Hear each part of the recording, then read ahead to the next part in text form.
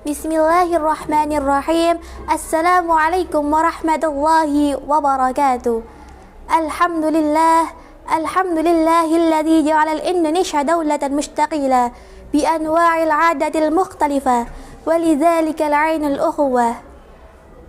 Ashhadu an la ilaha illallah wahdahu la syarika lah wa ashhadu anna Muhammadan 'abduhu wa rasuluh alladzi la nabiyya ba'dah. Amma ba'd. Yang terhormat Romo Kiai Haji Mujtaba Abdus Somad selaku Kepala Pimpinan Madrasah Aliyah Ma'arif Sukoharjo, Dewan Guru beserta para juri yang saya ta'zimi, hadirin rahimakumullah. Seiring puji yang tak pernah henti hanyalah milik Allah yang Maha Suci. Senandung rindu yang tak pernah layu hanyalah milik Allah yang Maha Tahu. Segenap sanjung tertumpu hanyalah milik Allah yang Maha Agung.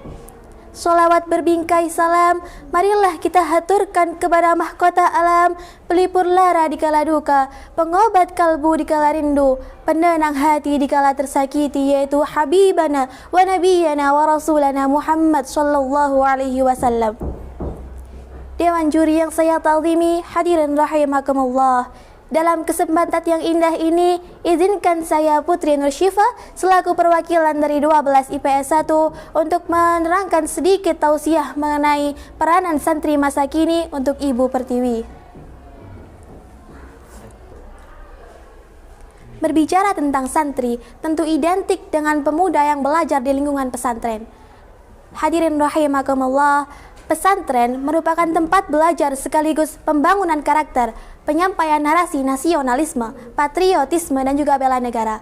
Begitulah kata Wakil Presiden kita, Kiai Haji Ma'ruf Amin. Di Indonesia, pesantren sudah berjalan sangat signifikan. Bagaimana tidak, sejarah perkembangan Indonesia pun telah menuliskan dengan tinta emasnya bahwasannya Kiai Haji Hashim Asy'ari telah mengeluarkan fatwa jihad pada tanggal 22 Oktober 1945. Fatwa jihad inilah yang kemudian menyebar dari mulut ke mulut, dari masjid ke masjid. Fatwa jihad inilah yang kemudian membakar semangat juang para santri-santri terdahulu, ulama-ulama negeri.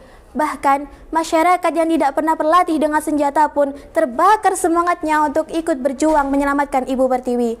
Hal tersebut membuktikan bahwasanya eksistensi dunia santri di kala itu hingga saat ini.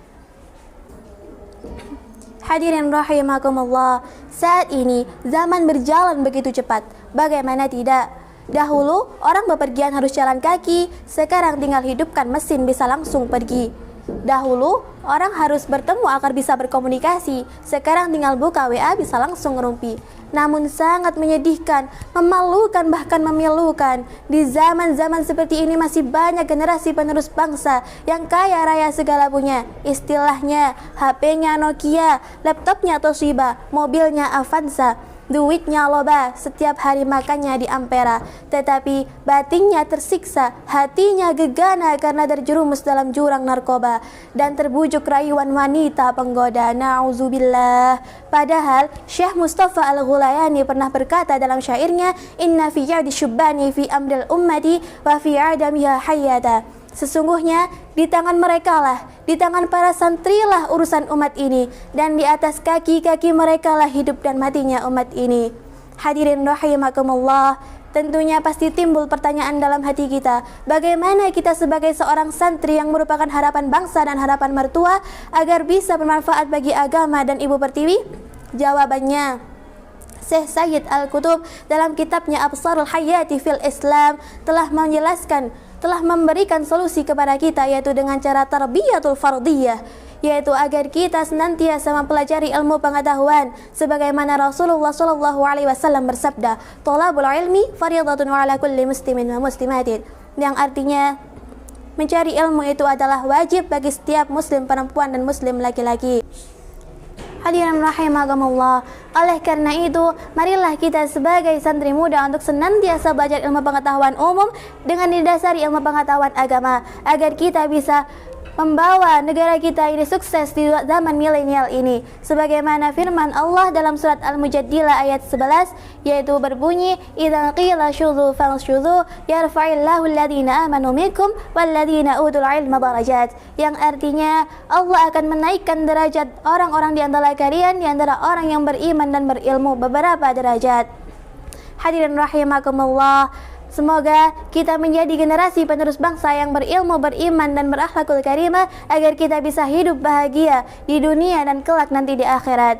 Oleh karena itu, marilah kita sebagai santri muda untuk senantiasa belajar ilmu pengetahuan umum dengan didasari ilmu pengetahuan agama, agar kita bisa menjadi santri yang berilmu, beriman, dan berakhlakul karimah yang akan membawa bangsa kita maju di zaman milenial ini. Sebagaimana firman Allah dalam surat Al-Mujadilah ayat 11, Bismillahirrahmanirrahim, "Idza qila syudzu fansyudzu yarfa'illahu alladziina aamanu minkum walladziina utul 'ilma darajat." Yang artinya Allah akan menaikkan derajat orang beriman dan berilmu di antara kamu beberapa derajat.